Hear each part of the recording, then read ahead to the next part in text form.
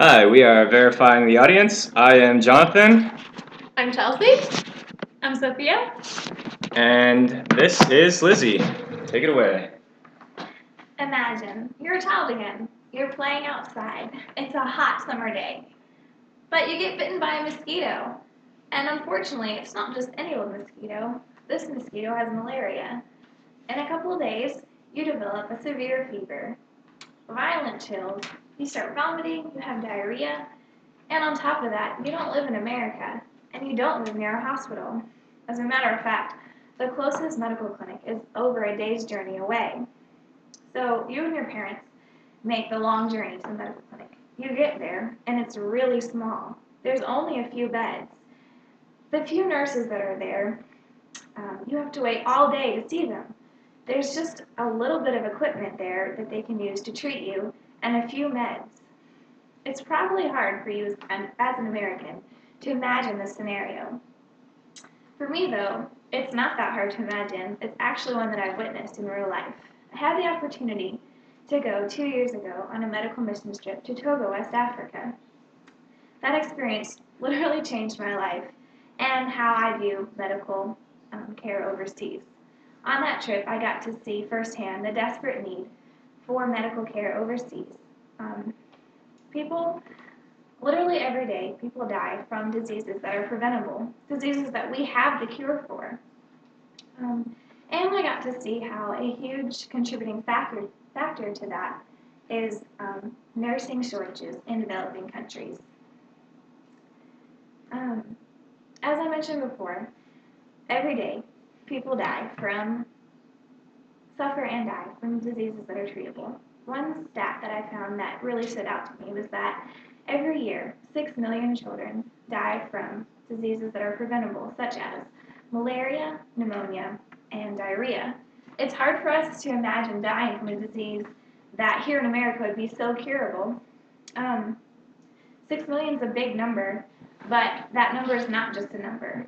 Um, it's a name, it's a face, and each of those names and faces have a story.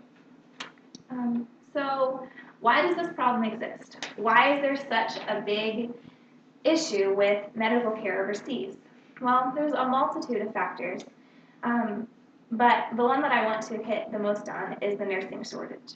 Um, First of all, developing countries simply do not have the resources to educate and retain nurses. Um, there's a shortage of nursing trainers, nursing educators.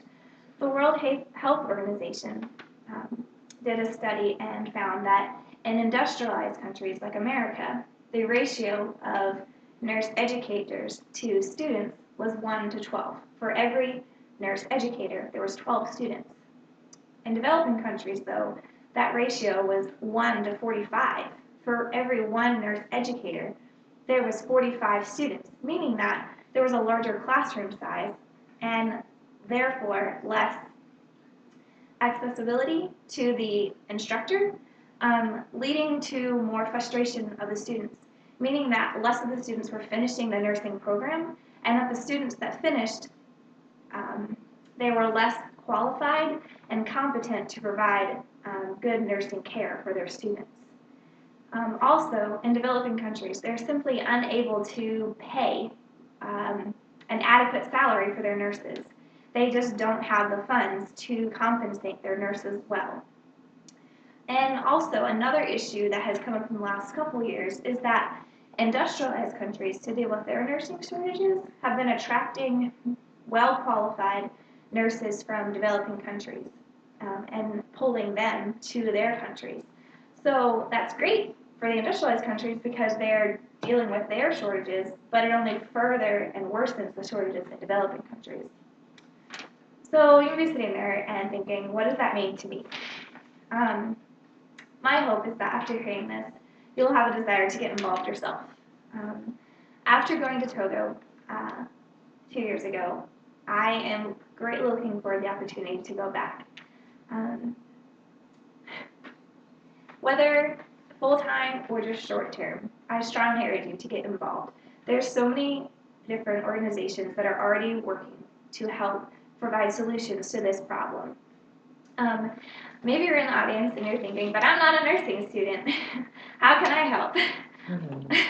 Well, there's a lot of other opportunities to provide medical care that you don't necessarily need to be a nurse. Facilities are always looking for volunteers that even don't have medical backgrounds, whether that's even just providing like building and renovating like projects, or like even like teachers that go and teach other courses to the nursing students. Like, for example, one of the professors that worked with our team, she was a biology professor, but she went and worked in the school and taught anatomy and physiology to the nursing students. So although she was not a nurse herself, she was still helping to deal with the nursing shortage. Finally, I just wanted to leave with this thought, that as Christians, Jesus placed a very high priority on showing compassion to the helpless. When he was here on earth, he took time out of his earthly ministry to deal and to care for those that were physically ill. And I strongly believe that we should follow his example and not just care for people's spiritual needs, but first care for their physical needs. And that will provide a platform to minister and care for their spiritual needs as well. Thank you.